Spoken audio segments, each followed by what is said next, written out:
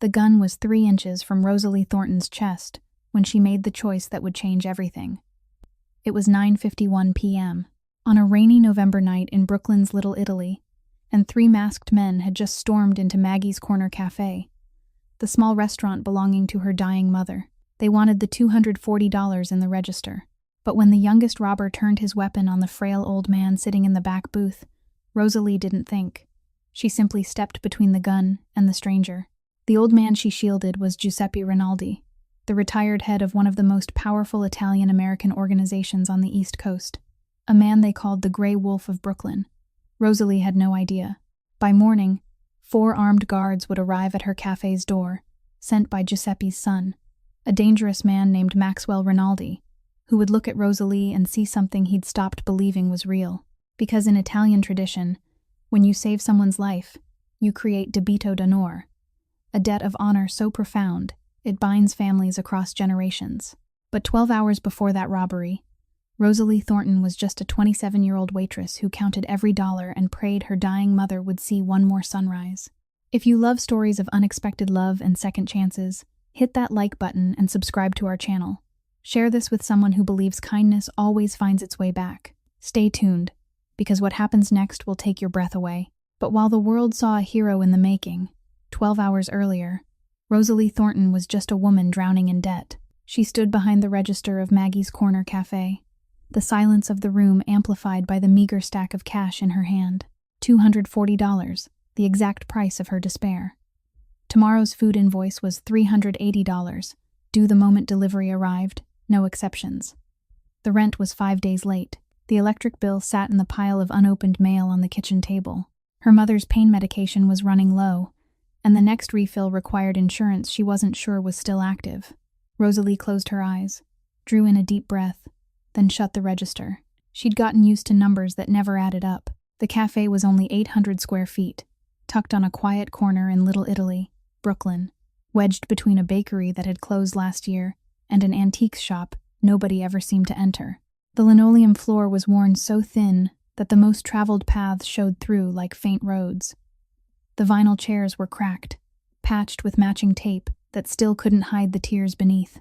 The menu was written in chalk on the blackboard behind the counter, Maggie's handwriting from 30 years ago, slanting slightly to the right, as if it were always reaching for something just out of range. This wasn't a fancy cafe.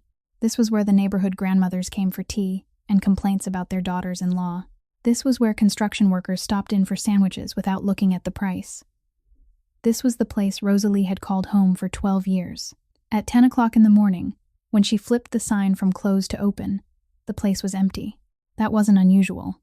On weekdays, the customers came in scattered, most of them familiar faces. Rosalie brewed a fresh pot of coffee, even though she knew she might end up pouring it down the sink at day's end.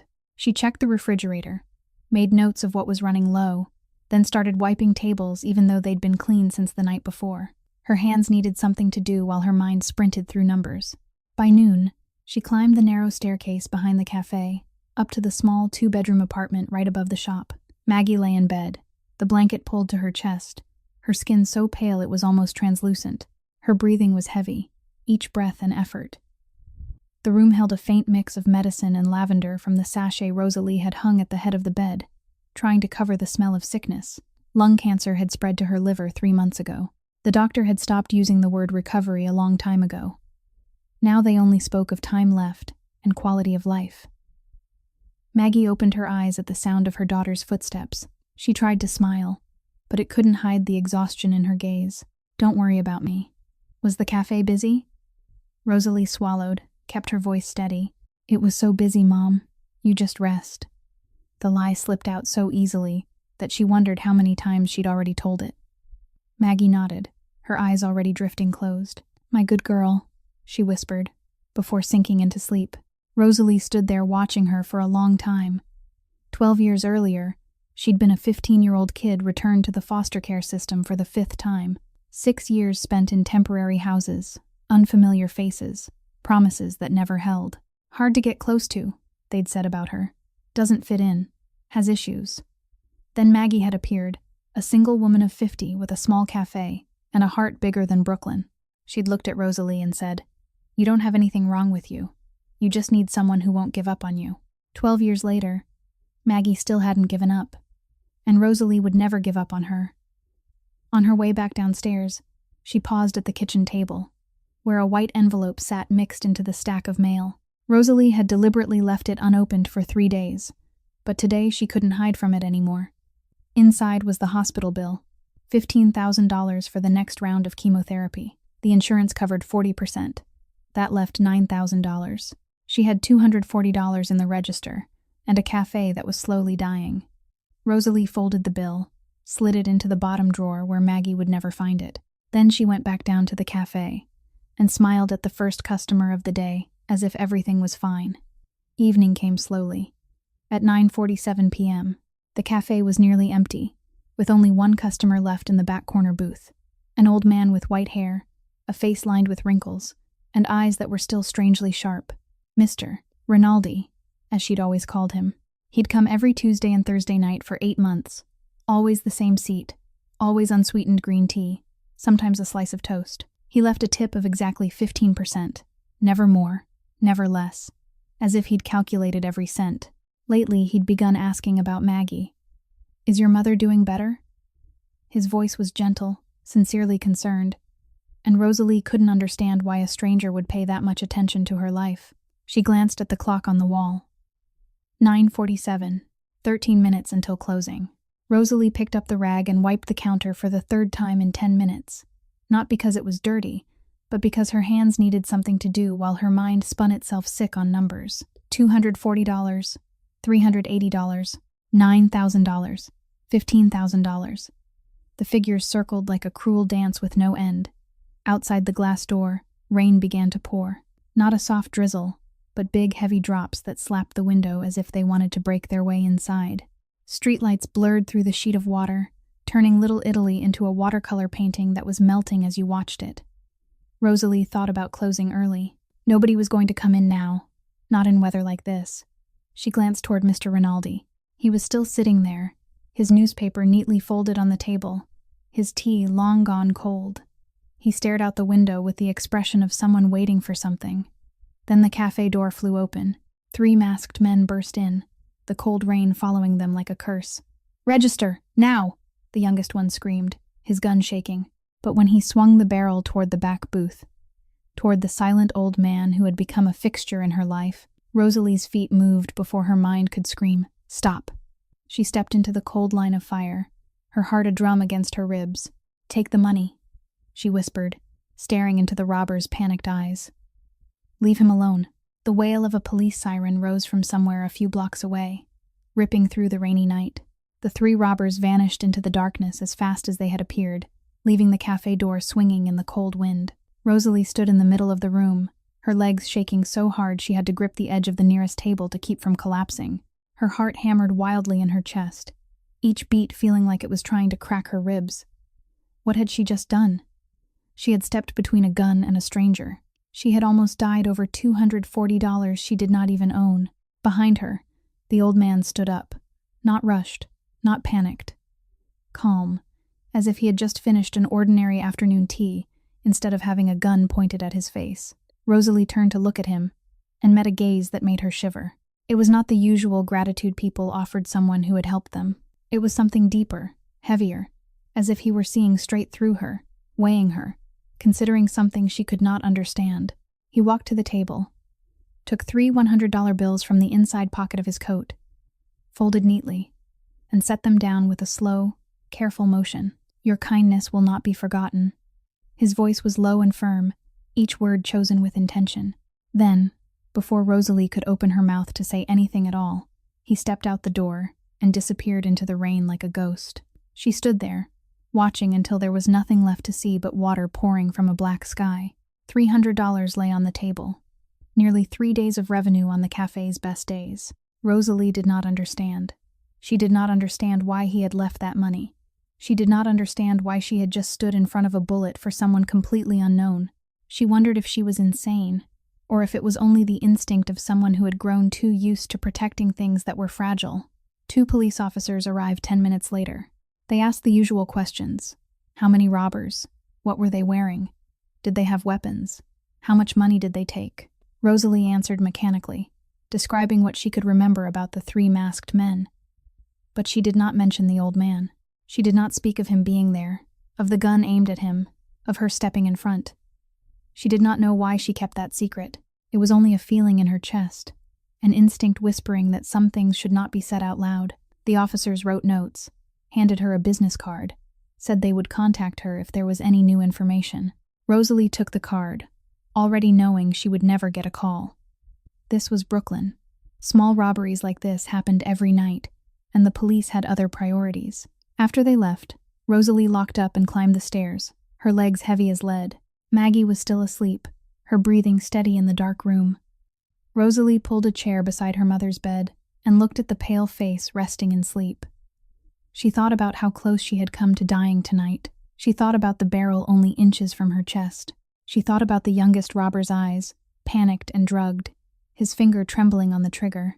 If he had pulled it, if the sirens had come a few seconds later, Rosalie would not be sitting here. And Maggie, what would happen to Maggie? Who would care for her? Who would lie and say the cafe was busy? Who would hide hospital bills in the drawer? Tears ran down Rosalie's cheeks, but she made no sound. She had learned long ago how to cry in silence, back in the foster homes, where crying out loud meant weakness, and weakness meant being sent back.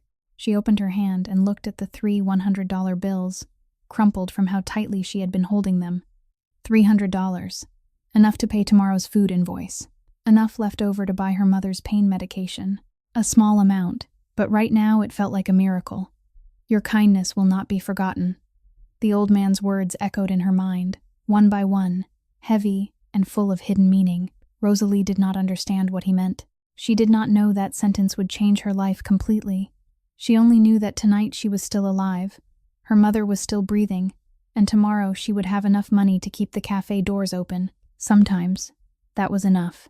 At 7 o'clock in the morning, Rosalie came down the stairs with swollen eyes from lack of sleep and dried tear tracks on her cheeks.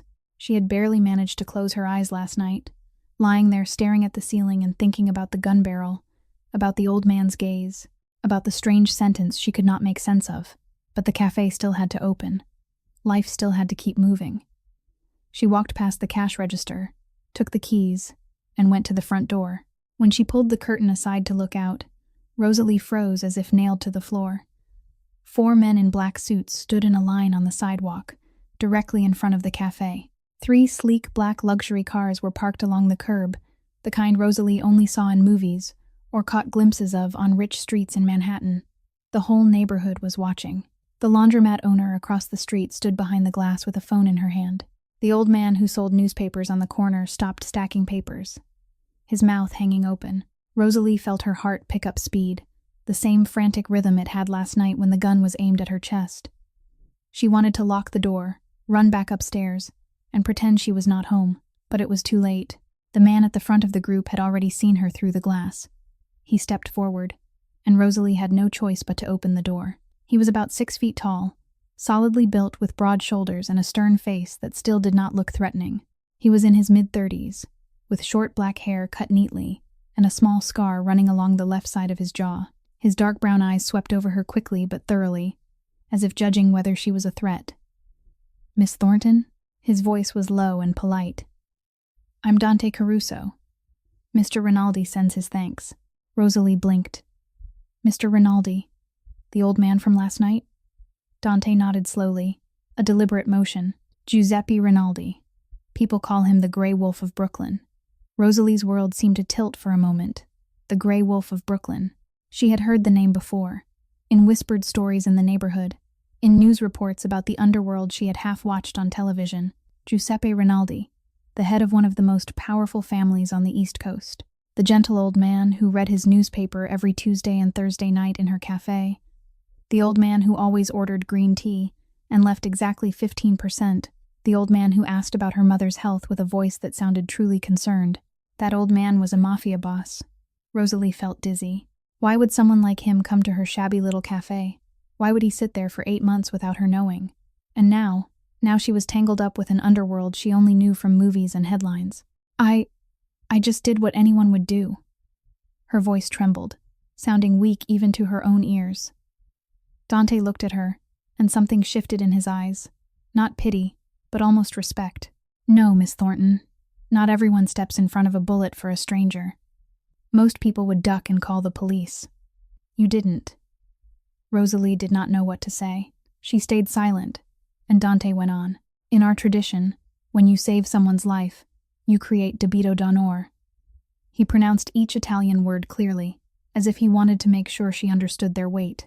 A debt of honor. The Rinaldi family owes you, Miss Thornton, and we don't leave debts unpaid. I don't need you to repay anything. Rosalie shook her head, her voice a little firmer as she found a shred of calm. I just want to live quietly. I have my cafe. I have my mother upstairs. I don't want to be involved in anything. Dante smiled, a faint flicker across his stern face, as if he had heard this many times before and had never truly believed it. That isn't your decision, Miss Thornton. Before Rosalie could protest, Dante continued. Mr. Rinaldi's son, Maxwell Rinaldi, will come to see you today. He wants to personally thank the person who saved his father. He spoke as if this were a privilege, an honor anyone should be grateful for.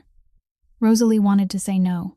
She wanted to say she did not need to meet anyone, did not want to be involved with the Rinaldi family or any powerful family, but she looked at the 3 men behind Dante, at the 3 luxury cars waiting, at the entire neighborhood watching every movement. She knew she had no choice. Dante nodded as if her silence were agreement, then turned and walked away. The other 3 men followed him, climbed into 2 of the cars, and drove off. But the 3rd car stayed parked across from the cafe, silent and menacing. Rosalie stood alone at the cafe door, the morning air still damp from last night's rain. She looked up at the dull gray sky, then down at the empty street. Her normal life had ended the moment she stepped in front of a bullet for a stranger. She just had not realized it yet. From the end of the block, a glossy black Bentley was approaching.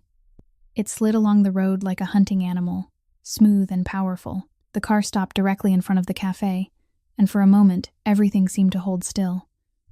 Then the door opened. Rosalie held her breath.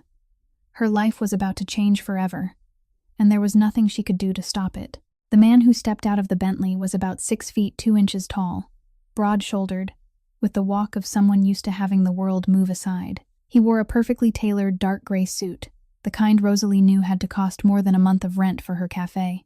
His black hair was slicked neatly back, revealing an angular face with a jawline sharp as a blade. But what caught Rosalie's attention most were his eyes, steel gray, cold, and utterly without emotion.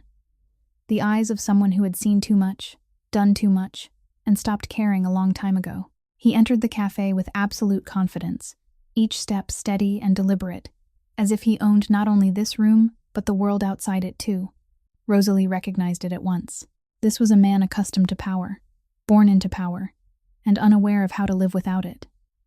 Maxwell Rinaldi stopped in the middle of the cafe, his gray eyes sweeping over every detail. The worn linoleum with its paths pressed in by years of footsteps, the cracked vinyl chairs patched with tape, the handwritten chalk menu on the old blackboard, the vintage coffee machine Rosalie had to pat every morning to make it cooperate. He did not look down on it, did not smirk or frown, but it was obvious this was not his world.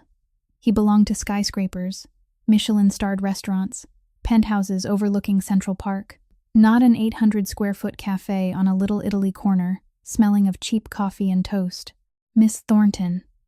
His voice was low, perfectly even, each word delivered with flawless control. I'm Maxwell Rinaldi. Rosalie stood behind the counter, both hands gripping the wooden edge to keep herself from shaking. I know.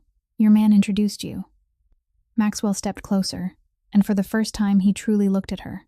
Not the brief glance he had used to survey the cafe, but a direct stare into her eyes, assessing, measuring.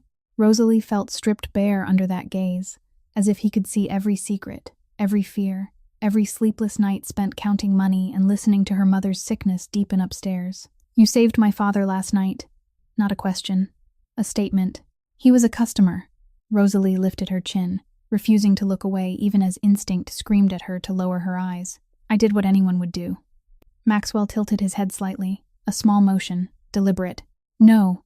Anyone would hide behind the counter and call 911. You stepped in front of the bullet. He paused for a beat. For a stranger. Someone you didn't know. Rosalie did not answer. She did not know what to say. She did not understand why she had done it either. My family owes you, Miss Thornton. Maxwell took another step, now only the counter between them. Debito d'onore. Whatever you need, we'll provide. Money, protection, anything. Rosalie drew in a slow breath. She thought of the $240 in the register, of the $9,000 bill hidden in the drawer, of Maggie upstairs, her breathing growing heavier by the day. She could accept. She could solve every financial problem with a single nod, but she also knew nothing was free in the world of men like Maxwell Rinaldi. Every gift came with a string. Every helping hand was a trap dressed up as kindness. I didn't save him to be repaid. Her voice came out clearer than she expected. I don't need your money. I don't need protection. I just want to live quietly. Silence. A heavy silence hung between them. Maxwell's brow tightened, only slightly, almost imperceptible. But Rosalie saw it. She saw the flicker of surprise in those gray eyes before it vanished as quickly as it had come. This was the first time in a long time someone had refused him to his face. Maybe the first time in his life. Then something unexpected happened. Maxwell smiled. Only for an instant, only the smallest lift at one corner of his mouth. But it was real. It softened his face, made his gray eyes less icy for the briefest moment. You're interesting, Miss Thornton. He took a business card from the inside pocket of his suit and set it gently on the counter. A black card with silver lettering, only a name and a line of phone numbers. Nothing else. When you need something, call this number. No matter what it is. No matter when. And without waiting for her answer, Maxwell turned and walked out. He moved with the same absolute confidence he had brought in, as if the conversation had been nothing more than a small task on a long list of things to do that day. The cafe door closed behind him, and Rosalie stood alone with the card on the counter. She looked down at it. Maxwell Rinaldi. A simple name for someone not simple at all. She picked it up, feeling the thick, smooth paper beneath her fingers. Then she tore it in half, tore it again, and dropped it into the trash under the counter. She did not need their help. She had taken care of herself and Maggie for years. She would keep doing it. Outside the glass, Dante stood by the Bentley and saw everything. He watched Rosalie tear the card with an expression he did not let anyone read, then turned as Maxwell stepped out. Inside the car, as the Bentley began to roll, Dante spoke. She tore the card, right in front of me. Maxwell did not turn back. His eyes stayed on the window, where Brooklyn's streets slid past. She tore it? His voice held no anger. Not the anger Dante had expected. Instead, there was something else. Curiosity. Boss, she doesn't know fear. Maxwell was quiet for a long time. When he finally spoke, his voice was lighter, as if he were talking to himself more than to Dante. No, she knows fear. She just has nothing to lose. He paused, then went on. Keep watching the cafe. From a distance. Don't let her know. Dante nodded, but his mind kept turning. 14 years working for Maxwell Rinaldi. 14 years watching his boss treat people like pieces on a chessboard. Never had he seen Maxwell take an interest in anyone like this. Never had he seen Maxwell want to keep watching someone after being refused. There was something different about this girl. And Dante was not sure whether that was a good thing or a bad one. The Bentley disappeared at the end of the block. Inside the cafe, Rosalie tried to work as if it were a normal day. She poured coffee for the first customer. She wiped tables, straightened chairs, checked the refrigerator. But her hands still trembled. And she could not stop thinking about those gray eyes, cold as steel. Yet for one moment, only one moment, she had seen something else underneath. Something lonely. Something searching for what it did not dare believe was real. 1 week after Maxwell Rinaldi walked out of the cafe, strange things began to happen. First came the utilities bill. Rosalie went to the utility company to pay off 2 months of overdue charges, only to have the clerk tell her her account had been paid in full 3 days earlier. Anonymous sender. Then came the call from the landlord. Miss Thornton, someone paid 2 months of rent for you. You don't need to worry about the late balance anymore.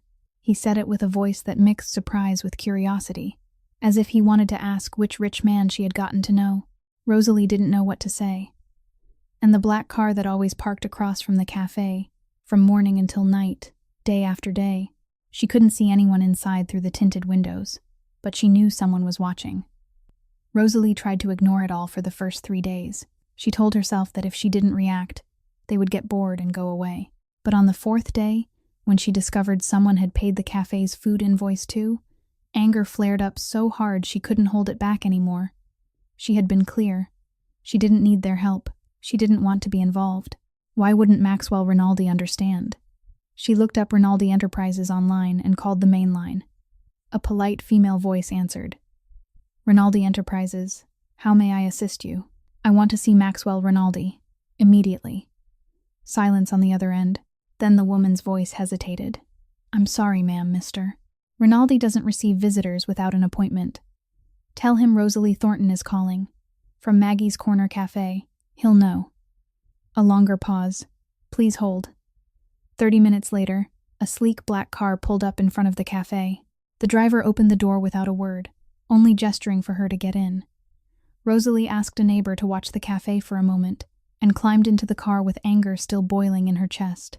The car took her to a skyscraper in Manhattan, the kind with a glass front that reflected the sky and a bright silver logo over the main entrance. Rosalie was led into a private elevator, the kind with no floor buttons, only a key card to be swiped. The elevator stopped at the penthouse level, the doors opening onto a wide corridor with marble floors and paintings that looked like they cost more than her apartment. An assistant led her to a large wooden door, then stopped. Mr. Rinaldi is in a meeting, ma'am. Rosalie didn't wait. She pushed the door open and walked straight in. The conference room was large, with a long, polished wooden table, 6 men in expensive suits seated around it. And at the head of the table, Maxwell Rinaldi sat with that familiar, expressionless face. Everyone turned to look at her as she entered, their eyes widening in shock. Mr. Rinaldi. Rosalie's voice rang through the silent room. I need to talk to you. Right now. No one in the room dared to breathe. The 6 men stared at her as if she had grown 2 extra heads. No one spoke to Maxwell Rinaldi like this. No one barged into his meeting without an appointment. No one gave him orders. Maxwell looked at her, gray eyes giving nothing away. Then he signaled to the others. Out. No one argued. The 6 men stood and filed out in silence, closing the door behind them. Only Rosalie and Maxwell remained. I made myself clear. Rosalie stepped closer, anger hardening her voice. I don't need money. I don't need protection. Why won't you understand? Why are you still interfering in my life? Maxwell rose, came around the table toward her. He stood nearly a head taller, and at this distance Rosalie could smell expensive cologne and something else. Something warmer, more human. You're the first person who's ever barged into my meeting without trembling. His voice was calm, almost amused. I have nothing to lose, Mr. Rinaldi. Rosalie lifted her chin, refusing to back up. That makes me more dangerous than you think. Maxwell studied her for a long time, those gray eyes pausing on her face as if he were trying to read something underneath. And for the first time, Rosalie saw something else in that stare. Not contempt, not anger, respect, real respect. My father is dying, Miss Thornton. The words came out abruptly, so unexpected that Rosalie stopped mid-breath. The anger in her was cut clean off by those 4 words. Cancer. End stage. The doctors say he has a few months left. Maxwell's voice didn't shake, didn't waver, but Rosalie could hear something beneath that calm. Pain held down under layer after layer of control. Protecting you is the last thing he asked of me, the last thing he wants to do before he dies. Rosalie opened her mouth, then closed it. She thought of Maggie upstairs, each breath an effort. She understood what it felt like to watch someone you loved fade. She understood the helplessness of being unable to stop it, and she understood the urge to do anything at all, to ease the suffering of someone who was about to leave. I didn't know. Her voice was softer now. The anger drained away. Maxwell turned his back, walked to the window, and looked down at the city below. I won't interfere directly in your life, but someone will keep an eye on things, make sure you're safe. You have the right to refuse any help you don't want. He paused. That's the best deal I can offer. Rosalie looked at his back against the gray Manhattan sky. She could keep refusing. She could walk out and try to live as if the Rinaldi family didn't exist. But she also knew it wouldn't change anything. They would still watch. They would still protect. Because that was how their world worked. And because a dying old man wanted to repay a girl who had saved him. Fine, Rosalie said. But I decide my own life. No one gets to interfere without my consent. Maxwell turned back to her, and she could have sworn she saw something like relief flicker in those gray eyes. I respect that. Rosalie nodded, then turned and walked out of the room. She didn't look back. After the door closed, Maxwell stood by the window for a long time, staring down at the tiny people and cars below. Dante came in and stopped in the middle of the room. "Boss, she's different." Maxwell didn't turn around. "I know. Is that good or bad?" A pause. Then Maxwell spoke, his voice so low Dante had to lean in to hear it. "That's the problem." 3 days after the confrontation in Maxwell's office, Giuseppe Rinaldi walked into Maggie's Corner Cafe as if nothing had happened. The same familiar gray wool coat, the same neatly folded newspaper tucked under his arm, the same unhurried pace of an old man savoring his final years. He sat down in the exact same old corner table by the window facing the street, where he had sat every Tuesday and Thursday night for 8 months. Rosalie stood behind the counter and watched him with a strange feeling. She knew who he was now. The Grey Wolf of Brooklyn, the head of one of the most powerful families on the East Coast, a man whose name alone could make an entire neighborhood tremble. Yet when she looked at him sitting there, white hair, hands trembling slightly as he opened his paper, she saw only a lonely old man trying to find a little peace in whatever days he had left. She brewed a cup of green tea, unsweetened, and carried it to his table. "Your green tea, Mr. Rinaldi." Giuseppe looked up, and his aged eyes brightened when he saw her. He smiled, the gentle smile Rosalie had grown used to in the months before she knew the truth. "You're the first person who hasn't changed after learning who I am." His voice was warm, with a touch of surprise, and more than that, gratitude. "Everyone changes. They get afraid, or they start flattering. But you still look at me the way you look at an old customer who comes in for tea." Rosalie didn't know what to say. She stood there, still holding the tray, unsure whether she should return to the counter or stay. "Sit down," Giuseppe said, gesturing to the chair across from him. "The cafe is quiet. Keep an old man company for a little while." Rosalie hesitated for a moment, then sat. She set the tray aside, laced her fingers together on the tabletop. Giuseppe folded his newspaper and placed it to the side, as if this conversation mattered more than anything printed in the world. "The first time I came here was 8 months ago," he began, his voice slow, as if he were telling a story from long ago. "The doctor had just told me I have cancer. End stage. Nothing left to do but wait." He paused, looking out the window where small drops of rain had begun to fall onto the sidewalk. "I have lived 68 years in a world where everyone knows my name, where everyone fears me or wants something from me. I wanted to find a place where nobody knew who I was, a place where I could be nothing but an ordinary old man, reading a newspaper and drinking tea." He turned back to Rosalie, his eyes softening.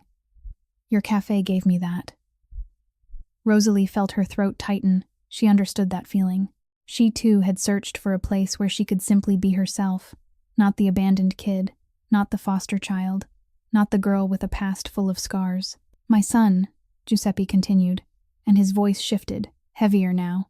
"Maxwell. He's hard, cold, but it isn't his fault." He sighed, and his old shoulders seemed to sink under the weight of memory. "My wife, his mother, died when he was 12. A car accident. A rainy night like the night you saved me." He paused, eyes gone distant. "I fell apart. Then I was angry. Then I became harsher than I have ever been, with everyone, with myself, and especially with Maxwell. I thought if he was strong, he would never be hurt the way I was. I thought I had to prepare him to inherit, had to make him ready for this cruel world." Giuseppe's eyes turned red, but he didn't let the tears fall. "I didn't teach him how to love. I taught him how to survive. That was the greatest mistake of my life." Rosalie listened in silence, her heart tightening. She thought of Maxwell, of those steel gray eyes, of the expressionless face, of the way he spoke as if everything were a transaction. She had thought he was cold by nature. She had never known he was cold because no one had taught him how to be warm. "I grew up without love too, Mr. Rinaldi." Her voice was soft. "I was in the foster care system for 6 years. 5 families sent me back. They said I had problems." She looked down at her hands. "But my foster mother, she taught me it's never too late to learn how to trust, to learn how to love, to learn how to let other people into your heart." Giuseppe looked at her for a long time, his gaze full of something Rosalie couldn't name. "You're a good person, Rosalie. Don't let our world change you. Don't let the darkness swallow the light in you." Outside the cafe, in the black Bentley parked a few cars down, Maxwell Rinaldi sat and watched through the glass. He hadn't planned to come today. He had an important meeting, a deal that needed closing, dozens of decisions waiting for him. But when Dante reported that his father was at the cafe, Maxwell couldn't stop himself from ordering the driver to bring him here. He told himself he only wanted to make sure his father was safe. But deep down, he knew that was a lie. He watched through the cafe window and saw his father sitting across from Rosalie. They were talking. He couldn't hear the words, but he could see the expression on his father's face. Giuseppe was smiling, not the practiced smile Maxwell was used to seeing at parties and meetings, not the cold smile he gave to opponents. This was a real smile, warm, the kind of smile Maxwell couldn't remember the last time he'd seen. Maybe not since before his mother died. Maybe not since he was a child who still believed the world could be good. Maxwell wondered what was special about that girl. She wasn't rich, wasn't powerful, had nothing he needed in any of his dealings. She was only a waitress in a shabby little cafe in Little Italy, trying to keep her foster mother alive and the cafe from closing. But she made his father smile. Made him want to live a few more months. Made him leave the cold mansion to sit in this small cafe and talk like an ordinary man. And when she looked at Maxwell, she didn't see Rinaldi. She didn't see power or money or threat. She looked straight into his eyes and told him she didn't need anything from him. She tore his business card right in front of him. She barged into his meeting and demanded he stop interfering in her life. No one treated Maxwell that way. No one dared. Something strange stirred in Maxwell's chest, a feeling he didn't know how to name. It wasn't comfortable, like a small stone stuck in his shoe that he couldn't shake loose. But it wasn't entirely unpleasant either. "Drive," he ordered the driver, abrupt. The Bentley eased away from the curb. Maxwell looked back at the cafe in the rearview mirror, seeing the silhouettes of his father and Rosalie still sitting by the window. He didn't know what he was feeling. He had spent 24 years building a wall around his heart. And now a girl with warm brown eyes and a stubbornness he couldn't explain was making that wall tremble. Inside the cafe, Rosalie walked Giuseppe to the door as evening began to fall. The old man stood on the sidewalk, pulling his coat tighter against the cold wind. "Will I see you again, Mr. Rinaldi?" Rosalie asked, surprised to realize she truly wanted the answer to be yes. Giuseppe turned back and smiled at her, a smile she now knew was rare. Tuesday and Thursday, as always. He walked away, disappearing into the waiting car. Rosalie watched until the taillights vanished around the corner. Then she went back inside, cleared the teacup from Giuseppe's table, and she realized something strange. She was looking forward to Tuesday and Thursday nights. She was looking forward to sitting down and listening to that old man's stories. She was looking forward to feeling as if she had a grandfather she had never had. At 2:00 in the morning, Rosalie was jolted awake by coughing. Not the ordinary cough she had grown used to hearing from her mother's room for months. This was violent, tearing through the late-night silence, the cough of someone fighting to pull air into failing lungs. She sprang out of bed, bare feet slapping the cold wooden floor, her heart pounding as if it might break out of her chest. When she shoved open Maggie's door, the sight in front of her turned her blood to ice. Maggie was propped against the headboard, both hands gripping the blanket, her whole body shaking with every cough. Her lips were bluish-purple, her eyes were rolled back in panic, like a fish lifted from water, suffocating. Each cough sounded like cloth ripping, wet and heavy, and Rosalie knew this was not a normal cough. She couldn't breathe. She was dying right in front of her. "Mom, Mom." Rosalie threw herself to the bedside, one arm around her mother's shoulders, the other hand shaking as it searched for her phone in the pocket of her sleep shirt. She dialed 911, her voice trembling so hard she wasn't sure the person on the other end could understand her. "My mother can't breathe. Please come now. Please." She gave the address, repeating it again and again until they confirmed an ambulance was on the way. 8 minutes. They said 8 minutes, but those 8 minutes stretched out like an entire lifetime. Rosalie sat holding her mother, trying to keep her upright so she could breathe a little easier, whispering words she wasn't even sure meant anything. "Mom, I'm here. You're going to be okay. You have to be okay. I can't lose you. I can't." Tears ran down her face without her noticing. Maggie looked at her, eyes full of pain and full of love, and she tried to smile through the lung-tearing coughs, as if she were trying to tell Rosalie everything would be all right, even though they both knew it might be a lie. The ambulance arrived. Uniformed people flooded into the small room, lifted Maggie onto a gurney, fitted an oxygen mask over her face. Rosalie ran with them down the stairs, climbed into the ambulance, and held her mother's hand the whole way to the hospital. She's still breathing, Rosalie told herself. She's still here. At the hospital, they rushed Maggie into the emergency room and told Rosalie to wait outside. The doors slammed shut in her face, and suddenly she was alone in a cold white hallway under harsh fluorescent lights. She found a plastic chair and sat down, her knees trembling, her hands still marked with dried blood from where Maggie had clawed at herself trying to breathe. Time passed like torture. No one told her anything. No one noticed her sitting there alone in the middle of the night, in an old sleep shirt and slippers. Rosalie stared at the phone in her hand. Her contacts list was empty. No family to call, because Maggie was her only family. No close friends to lean on, because she had spent her whole life building walls, keeping everyone out. She was completely alone. For the first time in years, she felt the weight of that loneliness pressed down on her chest like a stone. Then she saw a number in her call history. Rinaldi Enterprises, from the time she had called demanding to see Maxwell. She stared at it for a long time, her finger hovering over the screen. 3 o'clock in the morning. She shouldn't call. Who was he to her? A stranger. A man from a world entirely different from hers. But she needed someone. She needed to hear a voice. She needed to know she wasn't completely alone in this world. She pressed call. The phone rang once. Only once. Then Maxwell's voice came through, strangely awake for 3 in the morning, as if he had been waiting for this call. Rosalie? She opened her mouth to speak, but no words came.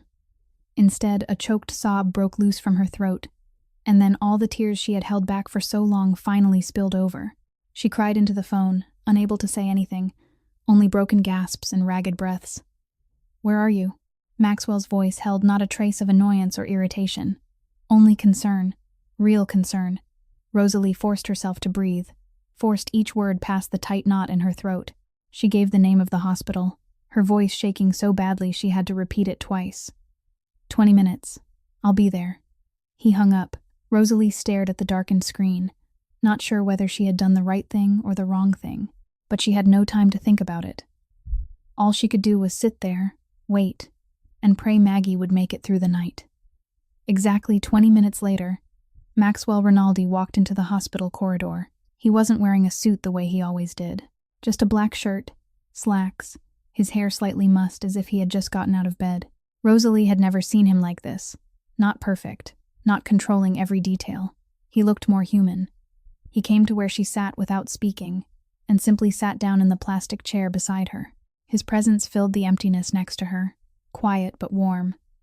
And suddenly, Rosalie didn't feel alone anymore. They sat in silence for a long time. Then Rosalie began to speak, as if something had broken open inside her and everything poured out, impossible to hold back. "She's the only person who never abandoned me." Her voice was rough from crying. "I was in 5 families before I found her. They all sent me back. They said I had problems. They said I didn't know how to love. They said I was damaged goods." She drew a trembling breath. Then she came. She looked at me and said, "You're not broken. You just need someone who won't give up on you." And she never did. 12 years. She never gave up on me. Maxwell listened. He didn't interrupt, didn't try to offer hollow advice like everything will be okay or you have to be strong. He only sat there and listened.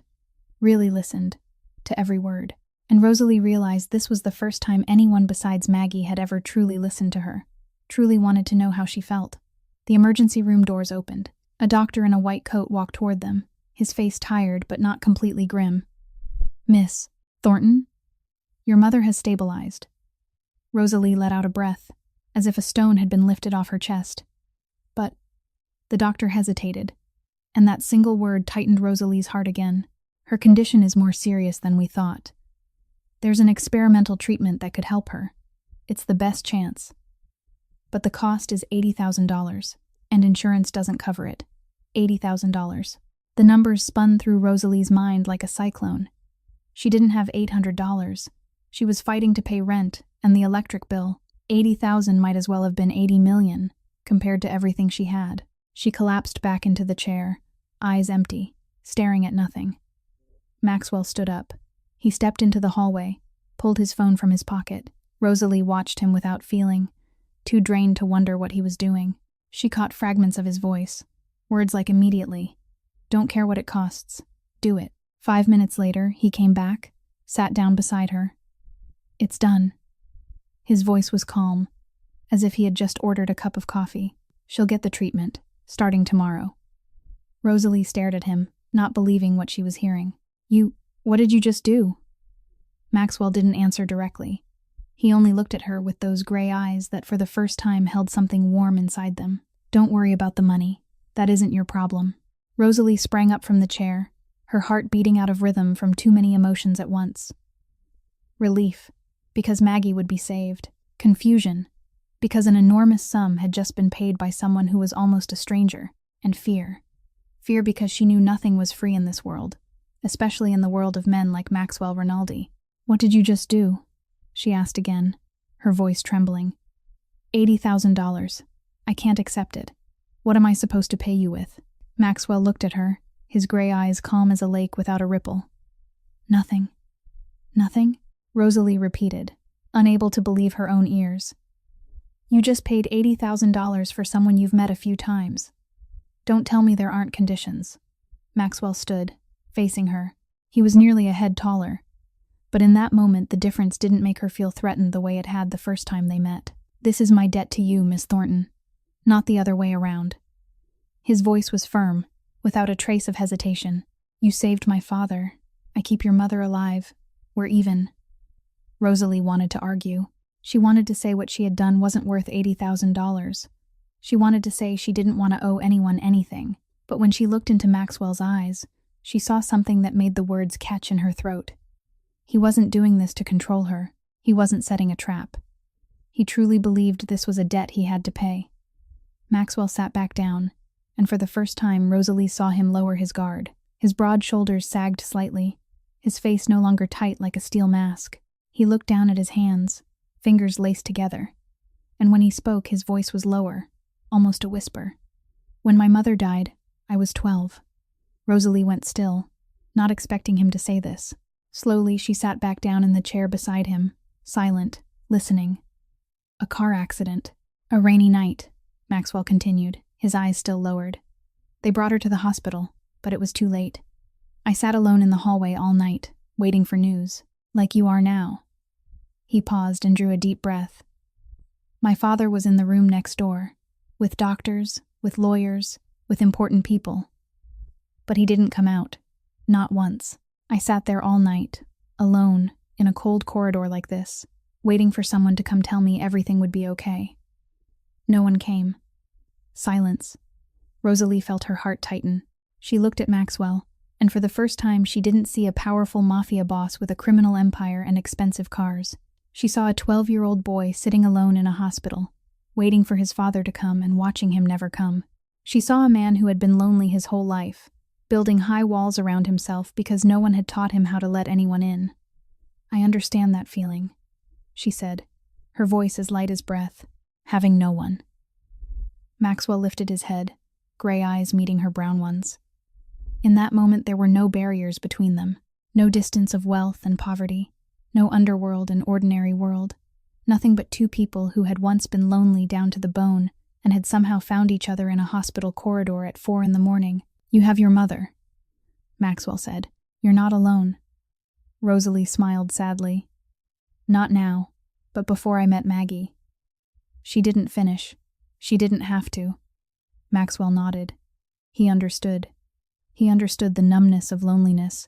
He understood what it felt like to believe no one in the world cared whether you lived or died. He understood because he had lived with that feeling for 24 years. They sat in silence after that. But it wasn't an uncomfortable silence. It was the kind of silence shared by two people who didn't need words to understand each other. Sometimes silence is its own kind of connection, deeper than any conversation. Outside the window, the sky began to shift from black to gray to pale pink. The first light of a new day slipped through the glass and touched the cold corridor, carrying a faint warmth with it. Maxwell stood up, and Rosalie felt a strange disappointment rise in her chest. She didn't want him to leave. She wanted him to stay here, sitting beside her, so she could know she wasn't alone. But she didn't say it. She didn't know how to say it. I have to go, Maxwell said, his voice returning to that familiar, controlled calm. But something was different, a little softer. But if you need anything... I know. Rosalie stood too, looking at him. Call you. Maxwell nodded. For a moment they stood facing each other, neither of them speaking. Then he turned and walked away, his stride still confident but no longer as cold as before. Rosalie watched until he disappeared behind the door at the end of the corridor. She stood there a long time, staring at the space where he had vanished. Her heart beat with a strange rhythm she didn't recognize. For the first time in her life, she didn't want someone to leave. For the first time, she wanted someone to stay.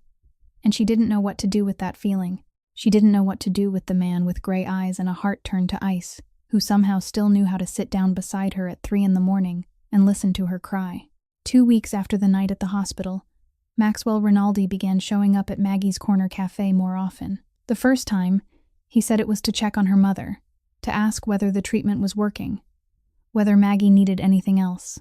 Rosalie nodded, answered in short sentences, thanked him politely, and kept her distance. The second time, he said he was passing by and stopped in. Rosalie didn't ask why a man who lived in Manhattan would be passing by a small street in Little Italy, Brooklyn. The third time, the fourth, the fifth, he didn't need a reason anymore. He just came. The black Bentley parked in front of the cafe every evening after work became part of the familiar scene, like the street lamp on the corner or the old sign of the bakery next door. Rosalie didn't know what to feel about it. Part of her wanted him gone, wanted her life to return to normal, without a luxury car at her door and the curious looks of the neighbors. But another part of her, the part she didn't want to admit existed, found herself looking toward the door whenever she heard a car stop, felt her heart beat a little faster when the cafe door opened, and that tall, familiar figure stepped inside. One night, Maxwell sat down and ordered coffee with the clipped command he used with everyone. Black coffee. He didn't look up. He didn't add another word. Rosalie stayed where she was, not moving.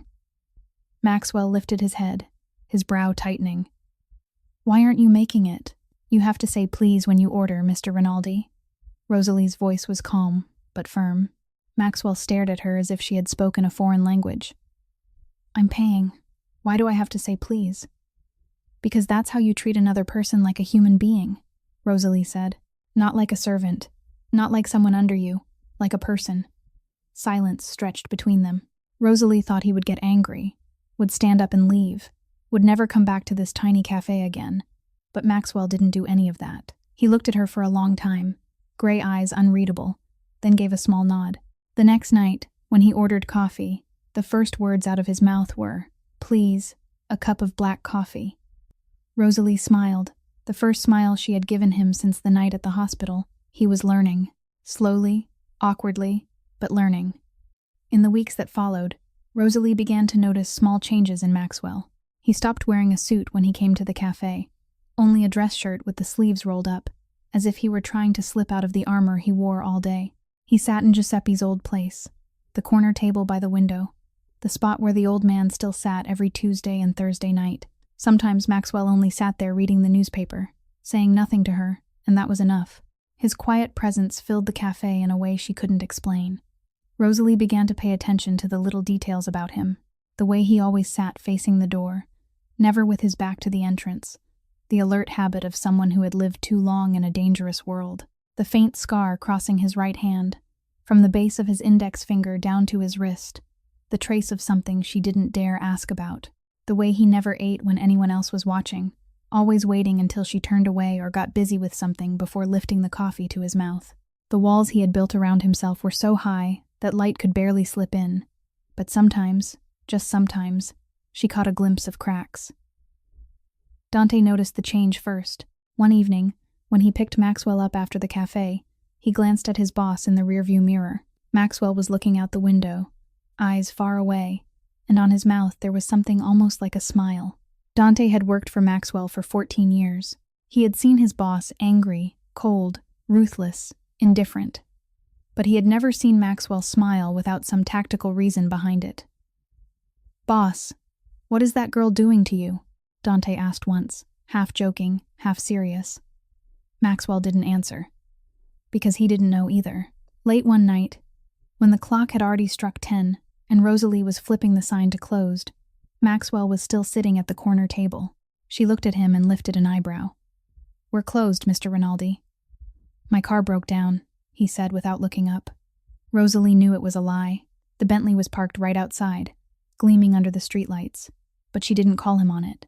She only nodded and kept cleaning, stacking chairs on tables, mopping the floor, turning off most of the lights. The cafe sank into darkness, with only the streetlight spilling in through the glass, casting bands of light and shadow across the floor. Rosalie came back from behind the counter, with a damp cloth in her hand, and almost slammed straight into Maxwell, standing right behind her. She hadn't heard him get up, hadn't heard his footsteps coming close. He moved like a shadow, silent and quick. They stood only inches apart, close enough that she could feel the warmth rising from his body, close enough to catch the clean, masculine scent of his cologne mixed with coffee. Their eyes met in the dark. No one spoke, no one moved. Rosalie felt her chest lift and fall faster, her heart beating like a war drum. Maxwell's gray eyes weren't cold anymore. They had gone dark, filled with something she didn't dare name. Maxwell leaned forward, just a little, but enough that she felt his breath at her lips. Everything in her screamed that this was insane, that he was who he was, and she was who she was, that their worlds could never touch. But her body didn't listen.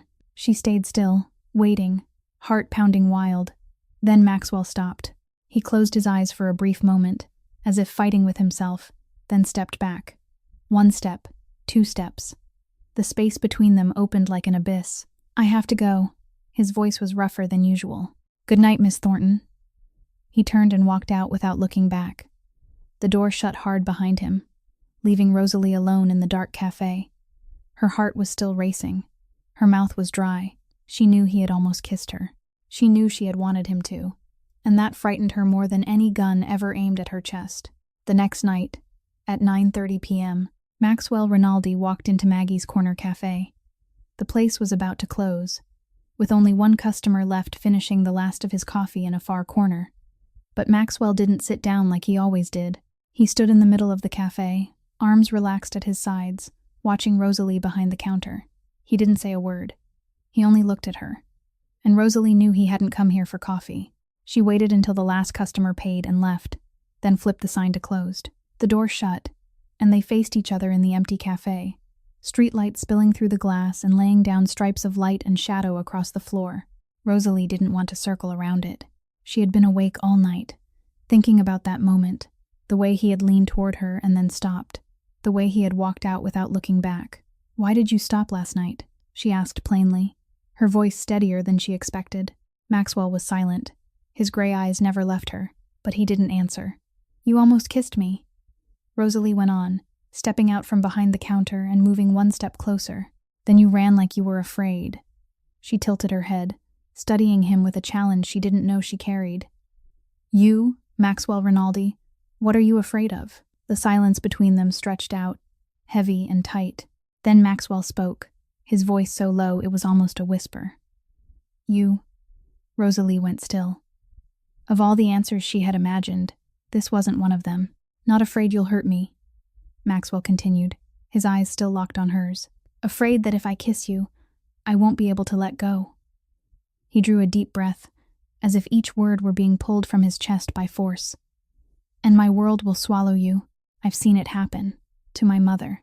She loved my father, and that world killed her. To others, people who tried to live normally beside men like me, they all get crushed." His voice hardened, but Rosalie could hear the pain beneath it. "I don't want you to be the next victim." Rosalie stood there, taking in what he had just said. He wasn't afraid she would hurt him. He was afraid he would hurt her. He was afraid his world would destroy her the way it had destroyed his mother. In that moment, she didn't see a powerful mafia boss. She saw a man who had lost too much and feared losing more. "Do you ever want to live a different life?" she asked, her voice softer now. Maxwell turned his gaze to the dark window, to the streetlights blinking outside. "Every day," he said, distant. "But I don't get to choose. I was born into this world. I was shaped to lead it. I can't step out." "Everyone gets to choose," Rosalie said. Maxwell looked back at her, steel gray meeting her warm brown. "Do you really believe that?" "I have to," she said without hesitation. "If I didn't, I would have given up a long time ago. When I was in foster care, people told me I didn't have a choice. that my life was already decided, that an abandoned kid like me would never have anything. She smiled sadly. Then Maggie came, and I chose to believe her. I chose to let her into my life. That was my choice, and it changed everything. Silence.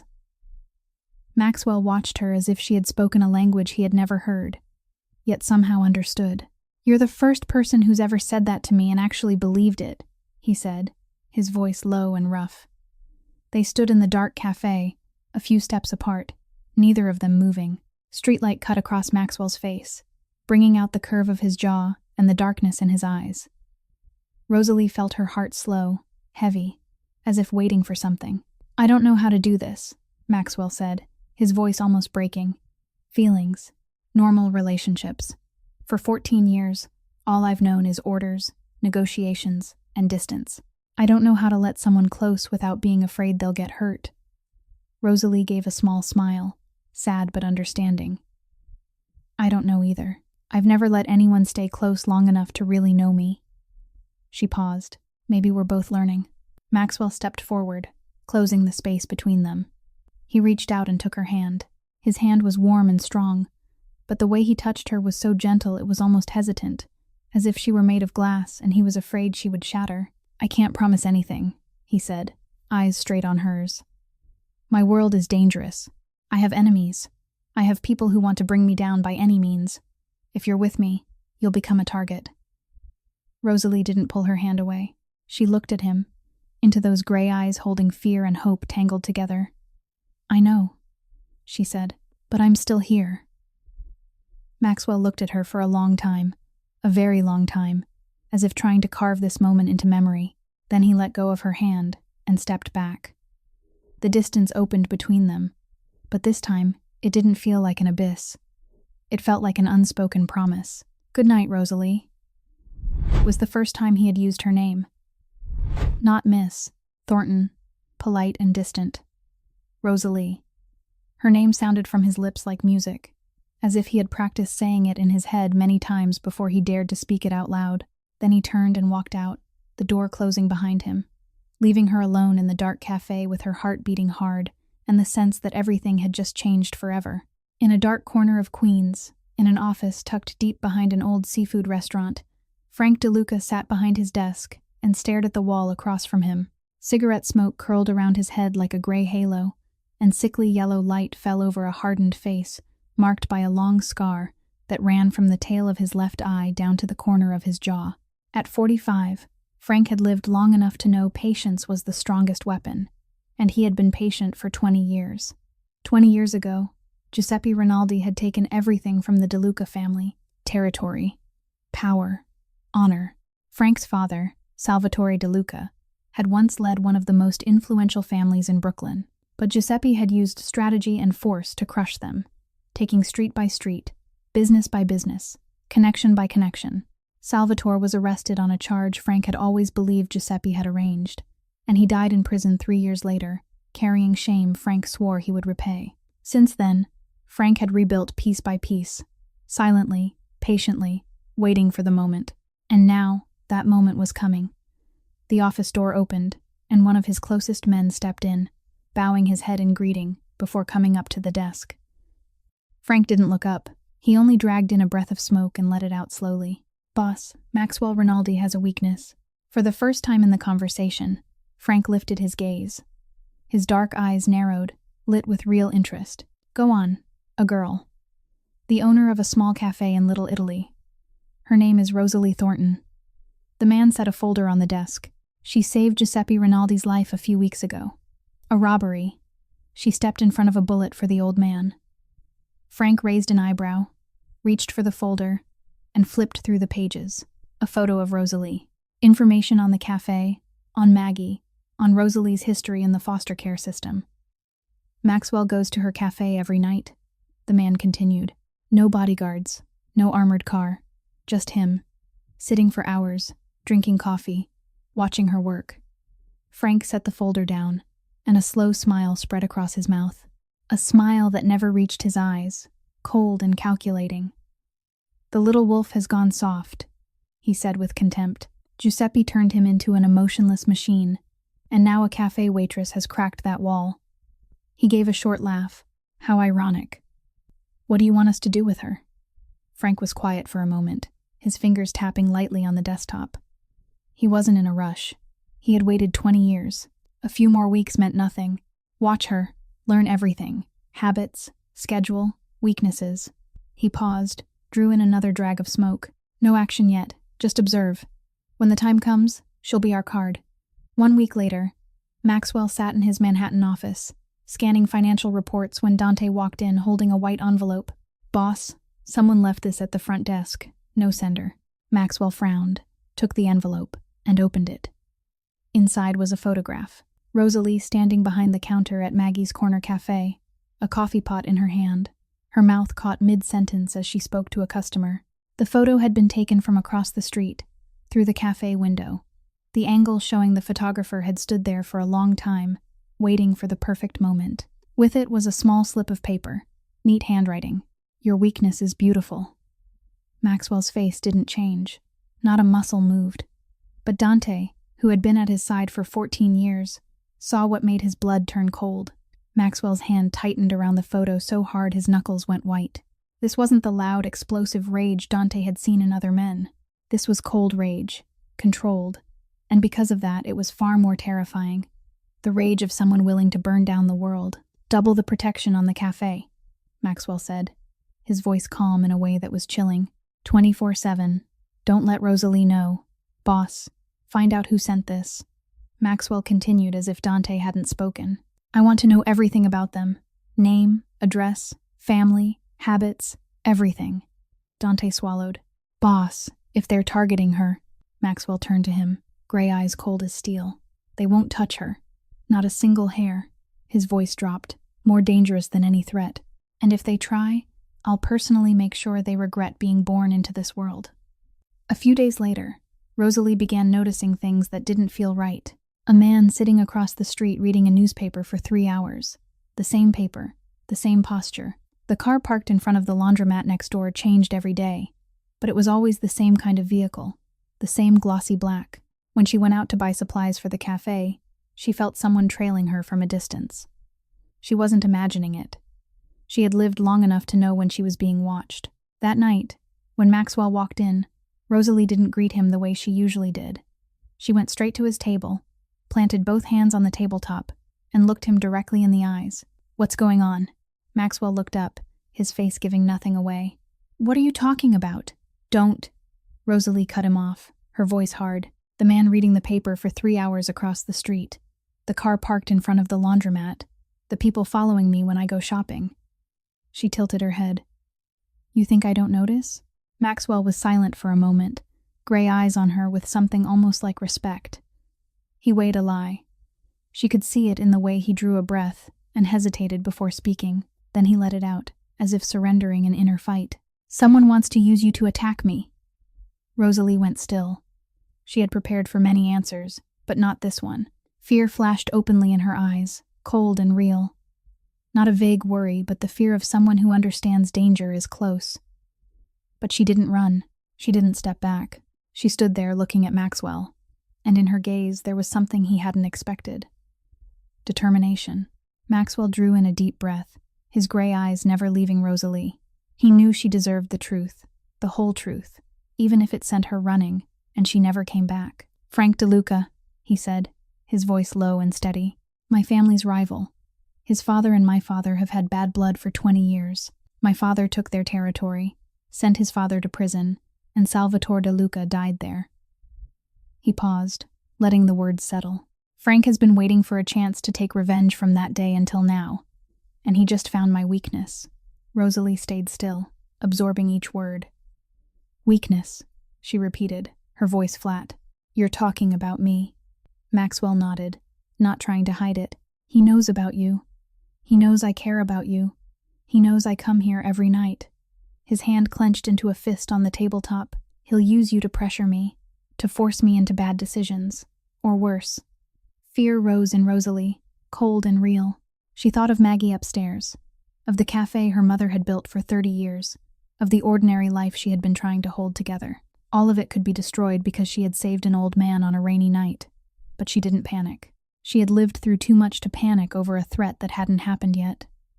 "So what am I supposed to do?" she asked, her voice steadier than she expected. "Hide? Close the cafe? Leave my mother behind and run somewhere no one knows me?" Maxwell stood, facing her. "You should stay away from me," he said, each word sounding like it had to be forced out of his chest. "Being near me is dangerous. I told you that from the beginning. If you cut contact with me, if I stop coming here, Frank won't have a reason to target you." Silence fell between them, heavy and tight. Rosalie looked at Maxwell, into gray eyes holding pain he was trying to hide. He was pushing her away. He was trying to protect her by leaving her, and part of her wanted to accept it, wanted to go back to the normal life she had before all of this. But the other part, the larger part, the part that had stepped in front of a gun for a stranger without thinking, refused. "Did you ask what I want?" Maxwell looked surprised, his brow creasing. "What do you want?" Rosalie stepped closer, not backing up, not lowering her eyes. "I want you to stop deciding for me." Her voice was firm, each word pressed out clearly. "I've spent my whole life with other people deciding for me. The foster care system decided where I lived. Foster families decided who I was. Fate decided what I got." She stopped and took a breath. "You are not going to do that to me. You don't get to decide whether I should stay away from you. That's my decision." Maxwell went still, unable to speak. In every scenario he had imagined, this wasn't one of them. He had thought she would be afraid, thought she would blame him for dragging her into this dangerous world, thought she would beg him to protect her or run as far as possible. But she didn't do any of that. She stood in front of him, brown eyes bright with determination, demanding the right to decide her own life. "Do you understand what the consequences could be?" he asked, his voice low. "Frank DeLuca isn't a man who jokes. If he decides to act, you could get hurt. Or worse. Your mother, this cafe, everything could be affected." "I know," Rosalie said without hesitation, "but that's my decision, not yours." Maxwell looked at her, truly looked, and for the first time he didn't see a girl who needed protecting. He saw a strong woman, unbreakable, someone who had lived through hell and still stood upright. He saw an equal, someone choosing to stand beside him not because she needed him, but because she wanted to. "You're not like anyone I've ever met, Rosalie." Rosalie smiled, a small smile but real. "I'll take that as a compliment." "It is a compliment," Maxwell said, and his mouth curved into a smile, the first real smile she had seen on his face since they met. They stood there for a moment, looking at each other in the quiet, empty cafe. Then Maxwell spoke again, his voice softer, like a promise. "I'll increase protection, but you'll be told everything. No hiding it. No deciding for you." He paused. "That's our new deal." Rosalie nodded. "That's what I want." They looked at each other, and in that moment, a new agreement formed. Not an agreement between protector and protected, an agreement between two equals, two people choosing to face danger together. "You really aren't afraid?" Maxwell asked, a note of genuine curiosity in his voice. Rosalie looked at him, brown eyes deep and honest. I'm afraid every day," she admitted. "But I've lived my whole life in fear. Afraid of being abandoned, afraid of losing Maggie, afraid of not having enough money to pay the bills. Fear is an old friend of mine." She gave a faint smile. "It doesn't stop me. It never has." At 9:45 p.m., Rosalie flipped the sign to close the way she did every day. The cafe had been empty for half an hour, and she used the time to clean, wipe the tables, stack the chairs so she could mop the floor in the morning. Upstairs, Maggie was sleeping soundly, her health noticeably steadier thanks to the new treatment. The doctor had said there was hope, and that was a word Rosalie hadn't dared to think about for months. She grabbed the trash bag and headed for the back door to take it out to the bin in the alley. A task she had done hundreds of times, so ordinary it didn't require a thought. She pushed open the back door and stepped into the dark alley. The streetlight at the corner had been smashed, shards of glass still scattered across the ground. Rosalie stopped, the survival instinct she had developed during her foster care years suddenly sounding an alarm. Something wasn't right. Then they appeared. 3 dark figures stepped out from the shadowed corner of the alley, moving slowly, deliberately. Rosalie dropped the trash bag and backed toward the door, but they were faster. 2 of them cut off her path back to the cafe. The third blocked the way out to the main street. "Miss Thornton," The man in the middle spoke, his voice flat, like he was reading from a script.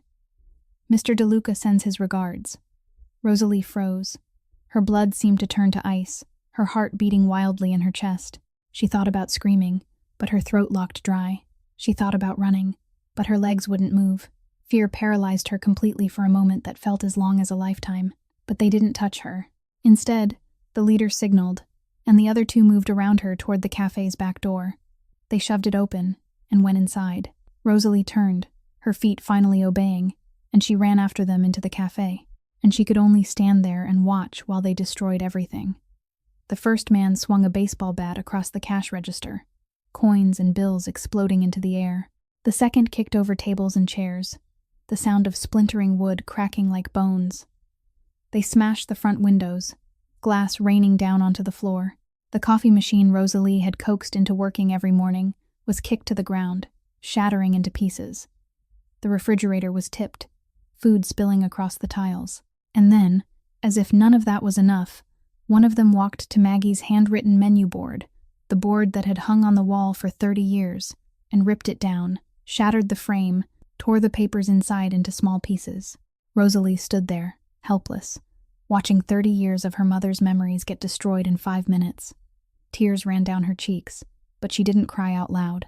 She had cried too much in her life to have any strength left for this. When they had wrecked everything they could wreck, the leader turned and looked at her. He didn't smile, didn't threaten her with theatrics. He only stared with eyes as cold as someone studying a pawn on a chessboard. "Tell Rinaldi this is only the beginning," he said, his voice flat. "Next time, it won't be just the cafe." Then they vanished into the darkness, as quickly as they had appeared.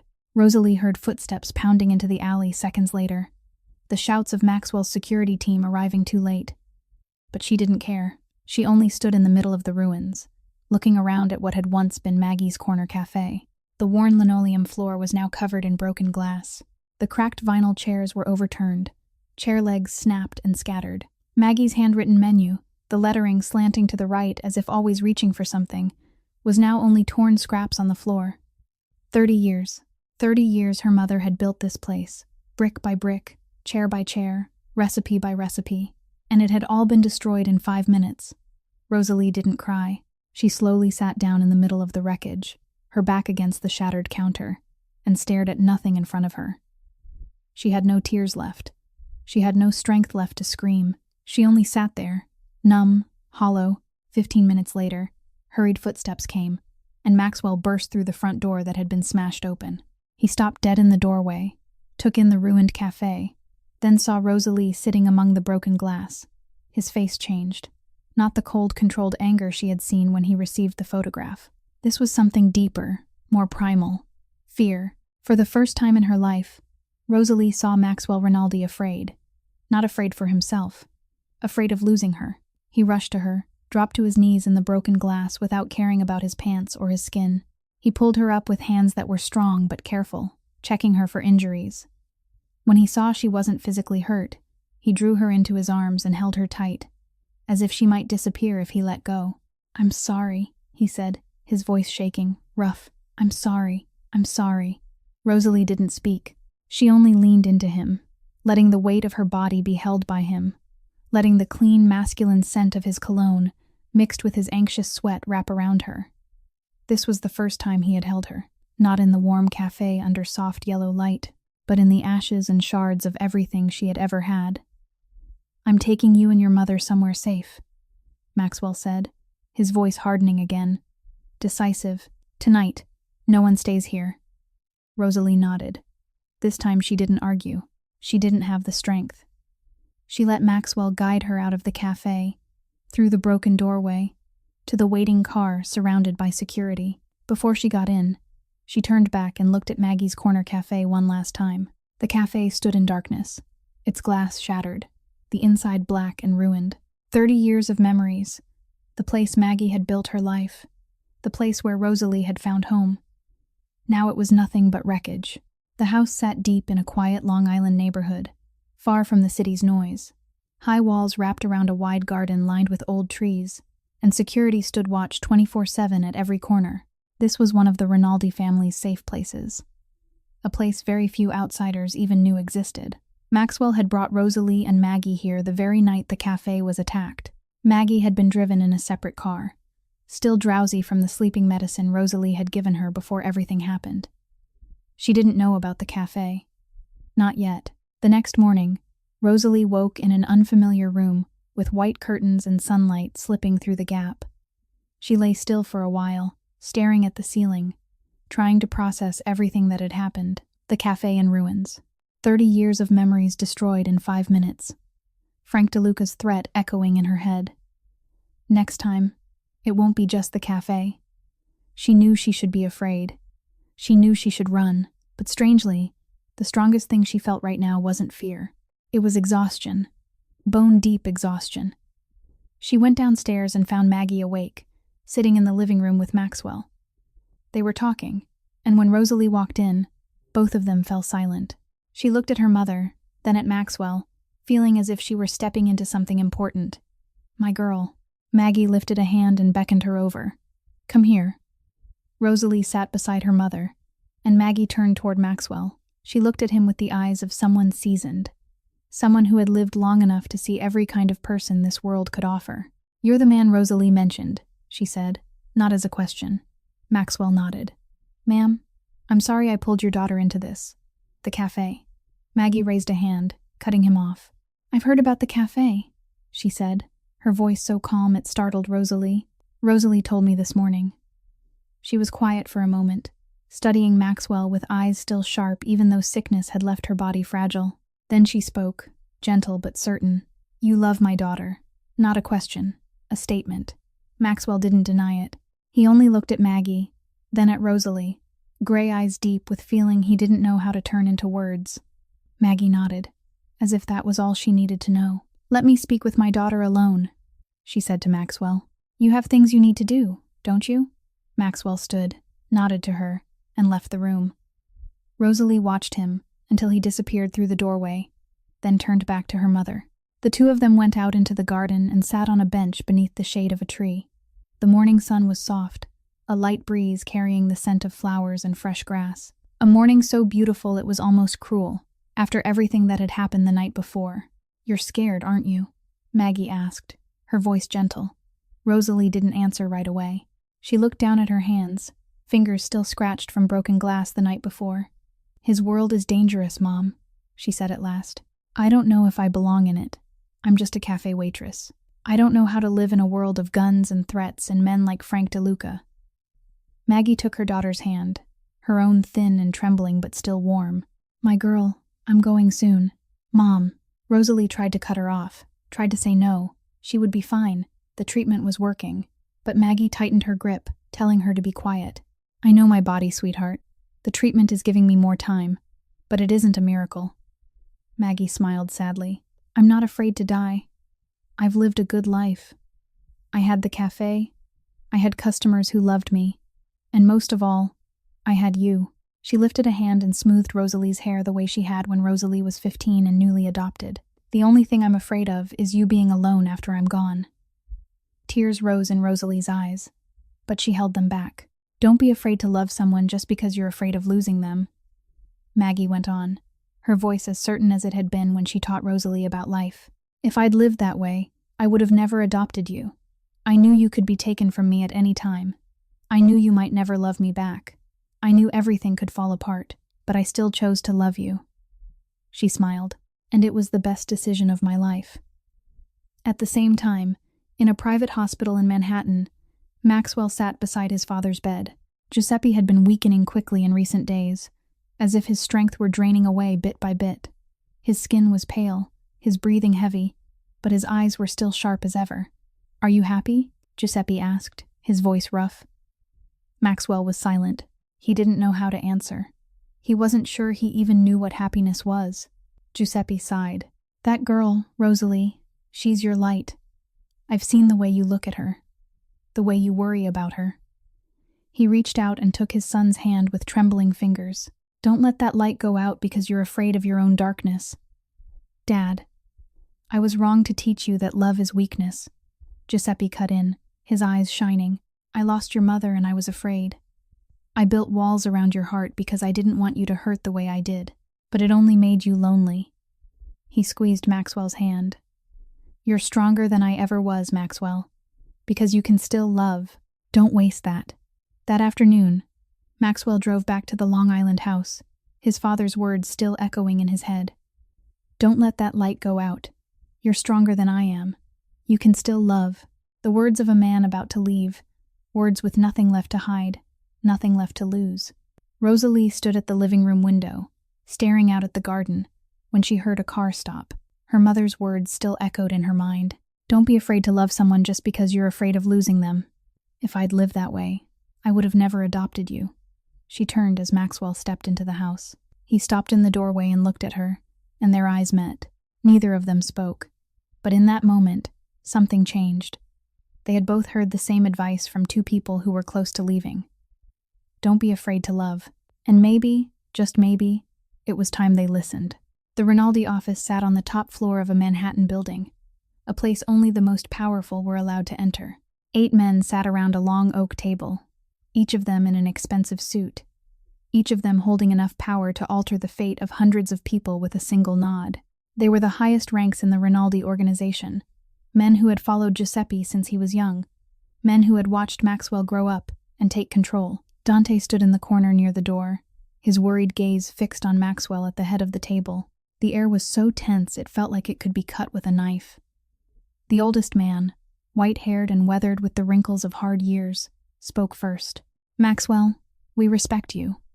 You've led the family well for the past 14 years. Your father is proud of you. He paused and looked around the table as if seeking agreement before continuing. But that girl is a problem. Another man picked up the thread, his voice sharper. Frank DeLuca is using her to attack us. The cafe being destroyed was only the first step. He's testing us, watching how we react. He set a stack of documents on the table. There's damage. Not just the cafe. Some of our business partners are starting to worry. They're hearing rumors that Maxwell Rinaldi has a weakness. Cut her off, the third man said, cold and practical. That's the simplest solution. No girl, no weakness. DeLuca loses his card, and we go on as normal. Or at least, the fourth man added, send her far away, permanently. Europe, South America, anywhere. Give her money and a new identity. She'll have a good life, and we won't have a problem. Maxwell sat in silence while they spoke. He looked at them one by one. Familiar faces he had known since he was a child. They weren't his enemies. They were allies, advisors, men who had protected the Rinaldi family through every storm. And they weren't wrong. Tactically, they were right. Rosalie was a weakness. Cutting her off was the most logical, safest, smartest move. It was what the Maxwell of 14 years ago would have done without thinking. But the Maxwell of now wasn't that man anymore. In that silence, memory surged in like a tide. He remembered Rosalie stepping in front of a gun for his father, a complete stranger, for no reason except pure kindness. He remembered the night at the hospital, the sound of her crying into the phone, the choking sobs of someone too familiar with loneliness. He remembered the way she smiled when she taught him to say please, the first smile she had given him, warm and real enough that he didn't know what to do with it. He remembered the feeling of holding her in the wreckage of the cafe, the way she leaned into him as if he were the only anchor left in the world, the way his own heart had hammered with fear, not fear for himself, but fear of losing her. For 14 years, he had lived for the organization. For 14 years, he had put the Rinaldi family above everything, even himself. For 14 years, he had built walls around his heart and called it strength. But for the first time in those 14 years, he wanted to live for something else, for someone else. I choose her. Maxwell's voice landed in the silent room, clear and steady. All 8 men looked up at once, shock on their faces. I will keep my responsibilities as leader, Maxwell continued, his eyes moving across each of them. But my personal life is not a subject for negotiation. He stood, both hands braced on the table, his posture radiating absolute authority. Rosalie Thornton is under the protection of the Rinaldi family, permanently. Anyone who touches her will answer to me, directly. Silence. Then whispers began. Uneasy glances traded back and forth. The white-haired man spoke again, cautious. Maxwell, this will make you look weak to DeLuca. He'll think you're letting emotion drive your decisions. Maxwell met his gaze, gray eyes cold as steel, hard as diamond. If DeLuca thinks I'm weak, he can test me. His voice dropped, dangerous, edged with threat. I promise he won't like the result. No one dared say more. Maxwell straightened, adjusted the button of his suit jacket, and walked out without looking back. Dante followed at once, silent until the elevator doors slid closed behind them. "Boss," Dante said as the elevator began to descend, "you just put everything on the line. Your position, their confidence, everything." Maxwell stared straight ahead, his face giving nothing away. "I know. If DeLuca hits back, if she gets hurt, they'll say they told you so. You could lose everything." Maxwell turned to Dante, and for a brief moment Dante saw something in his boss's eyes he had never seen before. Not the familiar coldness, something else. The resolve of a man who had found something worth fighting for. "And I'll win." 2 days after the meeting at the Rinaldi office, Maxwell reached out to Commissioner Harrison Walsh, a mediator both families respected. Walsh had done this work for 30 years, connecting people who couldn't speak directly, arranging meetings where a single wrong word could lead to bloodshed. Maxwell proposed a meeting with Frank DeLuca, neutral ground, no weapons, no bodyguards in the room. Frank agreed almost immediately, and Maxwell knew why. He was curious. He wanted to see with his own eyes the wolf he believed had been tamed by a cafe waitress. The old Italian restaurant sat on a quiet Brooklyn corner, the kind of family place that had survived 3 generations and knew how to keep secrets. The owner closed the restaurant for the meeting, asked no questions, simply retreated to the kitchen and waited. Walsh sat at the head of the long table, an aged face but eyes still sharp, the eyes of a man who had seen too much. Maxwell sat on one side, Frank DeLuca sat on the other. No bodyguards in the room, that was the rule. Only 3 men, and the heavy tension in the air. Frank DeLuca looked older than 45, the scar on his left cheek tightening as he smiled, a smile that didn't touch his cold eyes. "Maxwell Rinaldi, the Grey Wolf's son. Finally you're willing to meet me." He leaned back, hands resting comfortably on the tabletop. "I hear you have a woman. That little cafe owner in Little Italy." He gave a short laugh, voice thick with contempt. "Your father would be ashamed if he were still alive." The great Rinaldi, head of one of the most powerful families on the East Coast, tied down by a waitress. Maxwell sat still, his face giving nothing away. He had heard words like this his whole life, baited insults, deliberate provocation, attempts to find the crack. He didn't bite. "Frank," he said, his voice calm as water without a ripple, "your father lost 20 years ago. You've been waiting since then to take revenge." He tilted his head, looking at Frank with a gaze that saw too much. "I understand. I don't blame you. If I were in your place, I might do the same."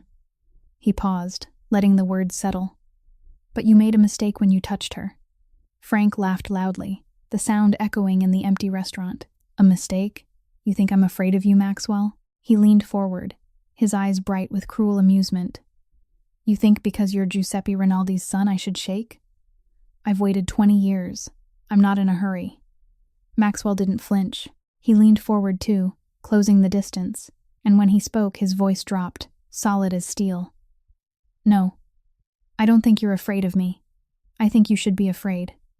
Silence. Frank's brow tightened, the smile fading slightly. "You fight for hatred," Maxwell continued, each word measured. 20 years of hatred, but hatred is something that can cool, can be beaten, can be bought. He looked straight into Frank's eyes, unblinking. "I fight to protect the person I love, and that is something that never cools, never gets beaten, never gets bought." Frank said nothing, eyes narrowing. "You can lose this war and still live," Maxwell said.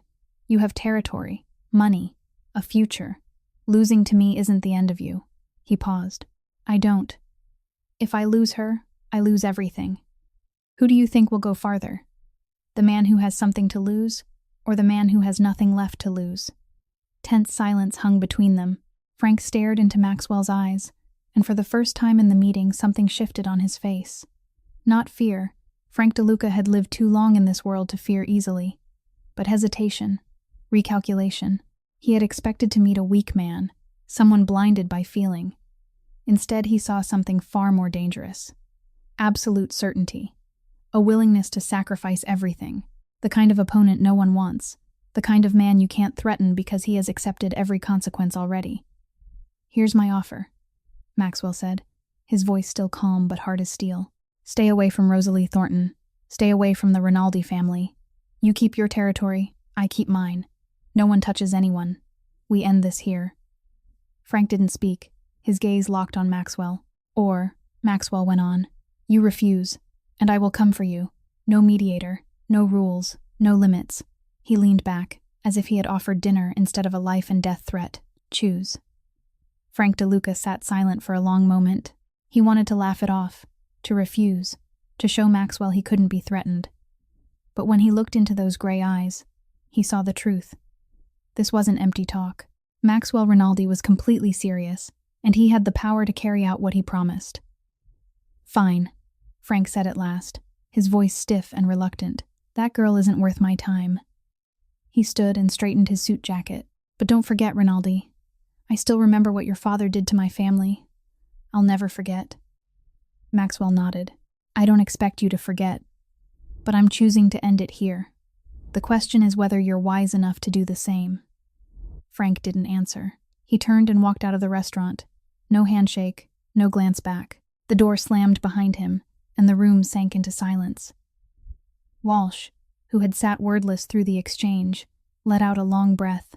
You took a big gamble, Maxwell. A very big one. Maxwell stood and buttoned his suit jacket, and I won. He walked out into the Brooklyn afternoon sun. The war was over. No blood. No more loss. Rosalie was safe. And for the first time in weeks, Maxwell felt like he could breathe. Rosalie sat on the front steps of the safe house, looking out over the wide garden, the rows of green trees glowing under the afternoon sun. She had been here almost a week, and even though she knew it was safe, she still felt like a stranger inside her own life. The wreckage of the cafe haunted her every night. Broken glass, torn scraps of the menu, 30 years of her mother's memories turned into rubble. She heard footsteps behind her, and didn't need to turn to know who it was. Maxwell sat down beside her on the steps and said nothing for a moment. They both looked out at the garden, letting silence fill the space between them. Then Maxwell spoke, his voice softer than usual. Frank DeLuca backed off. You're safe now. Rosalie turned to look at him, brown eyes searching for truth in his words. What did you do? I negotiated, Maxwell said, still looking ahead. No one got hurt. He won't touch you or my family anymore. Rosalie didn't ask for details. She knew there were parts of his world she didn't need, and maybe shouldn't know. She only nodded, feeling some of the weight on her shoulders finally lift. Maxwell pulled a paper folder from his jacket and set it on his lap. I want to offer you something, he said. With a hesitation Rosalie had never heard from him before. Not charity. This is an investment. Rosalie frowned, looking at the folder.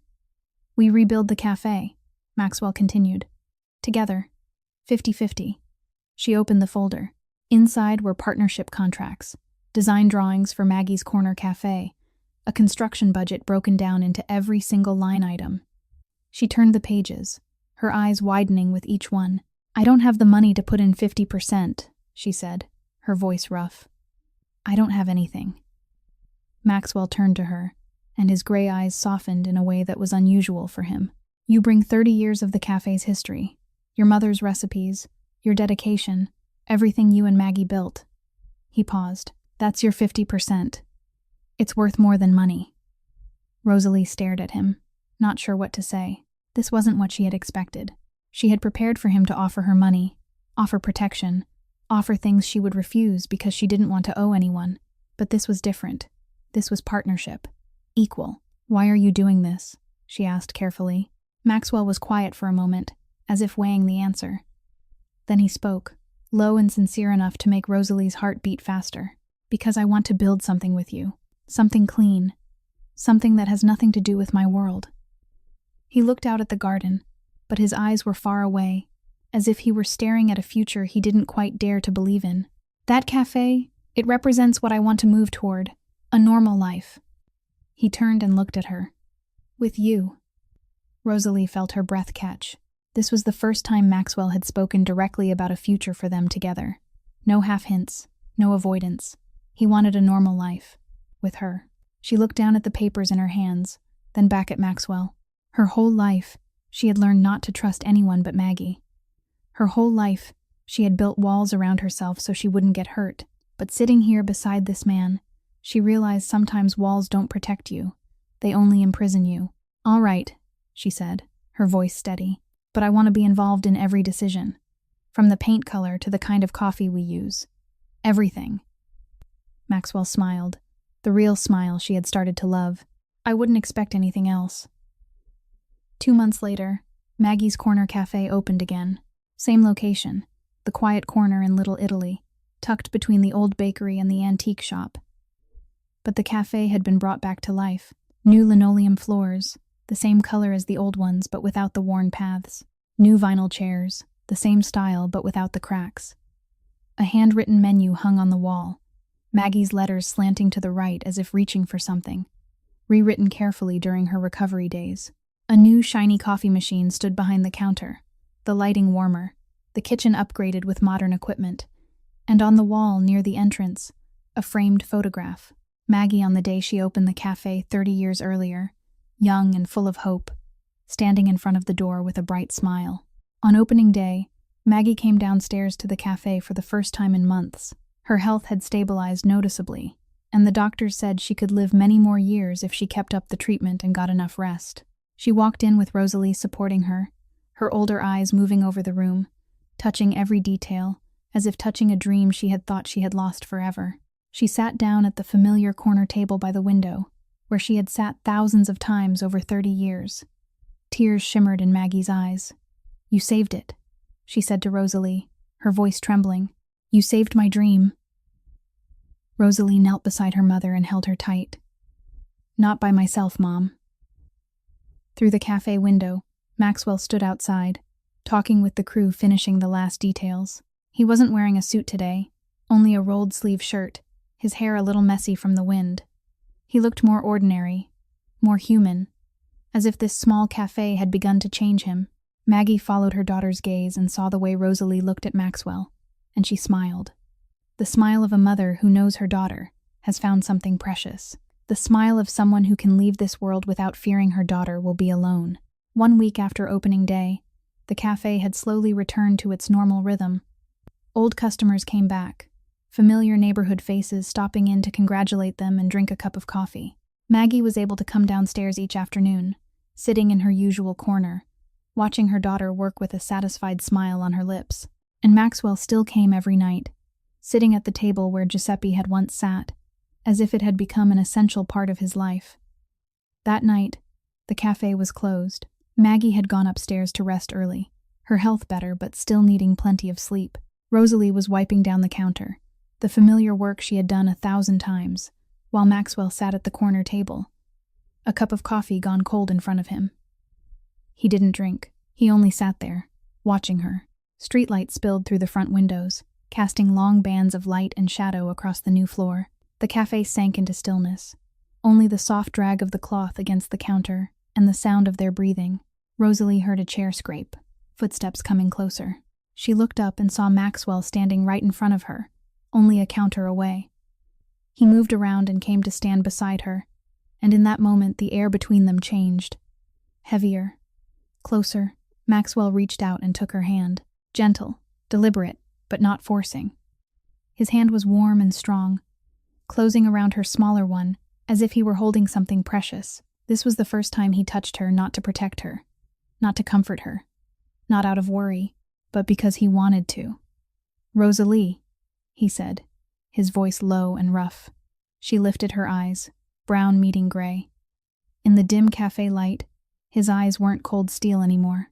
They were warmer, softer, full of feelings he had kept hidden for so many years.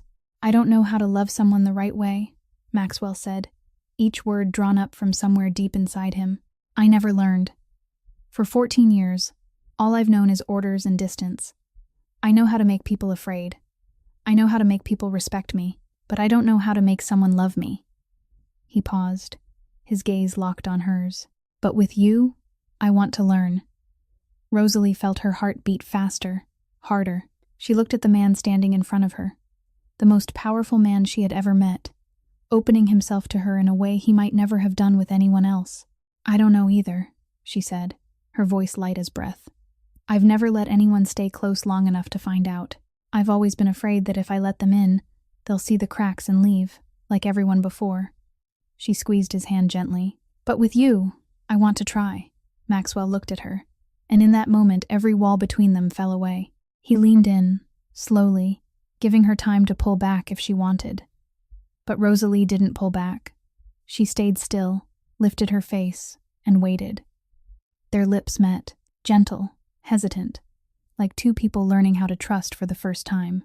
There were no fireworks, no romantic music, only the warmth of a kiss, the lingering scent of coffee in the air, and the sense that a door had just opened for both of them. The kiss lasted only a few seconds, but it changed everything. It was a promise that didn't need words, a confirmation that they had chosen each other. When they parted, Maxwell rested his forehead against hers, eyes still closed. His breath was warm against her cheek. "Are you sure?" he whispered. "My world is still dangerous. Frank DeLuca backing off doesn't mean there won't be other enemies. Being with me means living with risks most people can't even imagine." Rosalie opened her eyes and looked into his gray eyes only inches from her own. "No," she said, honest. "I'm not sure about anything. I'm not sure about the future. I'm not sure whether this is the right decision." She gave a faint smile. "But I still choose you." Maxwell smiled. A real smile, unguarded, uncalculated. The smile of a man who had just found what he didn't know he was looking for. "That's enough for me." They stood there in the dark cafe, hand in hand, forehead to forehead. Outside the windows, the city was still loud with traffic and voices. The world kept turning, still dangerous, still full of things no one could predict. But in this moment, nothing else mattered. Only them, two people too familiar with pain, daring for the first time to believe in happiness. Two people who had built walls around their hearts their whole lives, choosing for the first time to open the door. And that choice, imperfect, risky, was enough. 3 months had passed since that first kiss in the dark cafe. 3 months of evenings together, breakfasts with Maggie, small moments that both Maxwell and Rosalie held close, as if they might vanish at any time. But while their life was blooming, Giuseppe Rinaldi's health was fading like a candle near the end of its wick. He no longer had the strength to come to the cafe, not even the strength to leave his hospital bed. Maxwell visited his father every day, sitting beside him in the quiet hospital room, listening to the steady beep of the monitor and the weakening breath of the man who had once made all of Brooklyn tremble. Giuseppe knew his time was short. He could feel it in every aching bone, in every breath that grew heavier. One afternoon, as Maxwell sat at the bedside like always, Giuseppe opened his eyes and said in a hoarse, faint voice, "I want to see her. One more time." Maxwell didn't need to ask who he meant. He nodded, pulled out his phone, and called Rosalie. An hour later she arrived at the hospital, stepping into the room with her heart pounding and her eyes red from crying on the way there. She knew what this meant. This was goodbye. Giuseppe lay in the bed, his skin so pale it was nearly translucent, but his eyes still brightened when he saw her. He motioned for her to come closer, and Rosalie sat down in the chair beside Maxwell, facing the dying old man. Giuseppe looked at his son, the man he had raised with hardness and discipline, the man he had never allowed to be weak. "My son," he said, his voice trembling but full of feeling. "I was wrong about many things in my life. I did things I'm not proud of, but my greatest mistake was teaching you that love is weakness." He paused, dragging in a heavy breath. "Look at you now. You're stronger than I ever was. Because you can still love. Because you chose to love. I couldn't do that. After your mother died, I locked my heart and turned you into a man like me." Tears slipped from the corners of his wrinkled eyes. "I'm sorry, Maxwell. I'm sorry I stole your childhood. I'm sorry I never taught you how to love." Maxwell gripped his father's hand, knuckles white from the pressure. He said nothing, because he didn't trust his voice now. His eyes were wet, but he didn't let the tears fall. Not because he didn't want to cry, but because he had forgotten how a long time ago. Giuseppe turned to Rosalie, his older eyes softening as they rested on her. "Rosalie, you saved me twice," he said, his voice weak but full of gratitude. "The first time in the cafe, when you stepped between a gun and a strange old man. You didn't know who I was. You had no reason to risk your life, but you did it anyway." He paused, eyes shining. "The second time you saved my son. He'd been dead inside for a long time, Rosalie. Since his mother died. He was only a walking body, doing everything I demanded without asking why. I thought I'd lost him forever. He smiled faintly. But you brought him back. You gave him a reason to live, not just survive. Rosalie felt the tears break loose, unstoppable. She took Giuseppe's thin hand, feeling the cold, bony skin beneath her fingers. I'll take care of him, she said through her sobs. I promise. Giuseppe smiled, then reached out with his other hand, took Maxwell's hand, and placed their hands together. His old hand covered his son's and his future daughter-in-law's, holding tight as if he were passing on everything he had left. Take care of each other, he said, each word like a prayer. That's the only thing I ask. Don't repeat my mistakes. Don't let pain turn into a wall. Love each other, no matter how frightening it is. Yes, Father, Maxwell said, his voice thick and rough. Giuseppe smiled, his eyes slowly closing as if he could finally rest. Now I can go see your mother, he whispered. She's waited too long for me. That night, Giuseppe Rinaldi died in his sleep, peaceful and without pain. The gray wolf of Brooklyn had finished his journey. Maxwell didn't cry in front of anyone. He arranged the funeral, greeted the mourners, did everything a son was supposed to do with the familiar mask on his face. But at 3 o'clock in the morning, when Rosalie woke and found the bed beside her empty, she knew where to find him. She went down to the cafe, pushed the door open, and saw Maxwell sitting alone in the dark, at the very table where Giuseppe had once sat. He wasn't crying, but his shoulders sagged, and when she drew closer, she saw those gray eyes empty in a way they had never been before. Rosalie didn't speak. She only sat beside him, took his hand, and stayed. They sat in silence until the first light of morning came through the windows. The funeral took place 3 days later, small and private, only family and the closest inner circle. Rosalie stood beside Maxwell all day, hand in hand, saying nothing but always there. He didn't speak a single word all day. But that night, after everyone had gone, after the house had fallen into silence, Maxwell turned to Rosalie. Thank you, he said, his voice raw. For being here. Rosalie squeezed his hand. I'll always be here. Sometimes loving someone isn't about beautiful words or grand gestures. Sometimes loving someone is as simple as sitting beside them in silence, when what they need most is to know they aren't alone. 1 year after that fateful rainy night in Little Italy, Maggie's Corner Cafe was filled with sunlight and laughter. Sunday brunch was always the busiest time of the week, when neighborhood families stopped by for a late breakfast, when young couples came in to drink coffee and read the paper, when the whole world seemed to slow down just a little to enjoy simple things. The scent of freshly brewed coffee mixed with the smell of bread straight from the oven, drifting through the room, while sunlight poured through the windows and fell across the new linoleum floor, making warm stripes of light that seemed to dance with the rhythm of footsteps coming and going.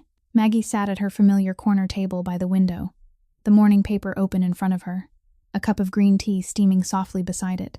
Her health had stabilized remarkably, and the doctors said she could live many more years if she continued to keep to her treatment plan and rest. She didn't work in the cafe anymore, but she still came down every day, sitting in this corner, watching the result of 30 years of her life. Now and then she lifted her eyes from the paper, looking around the cafe with a satisfied smile on her lips. 30 years ago, she opened this place with a small amount of savings and a big dream.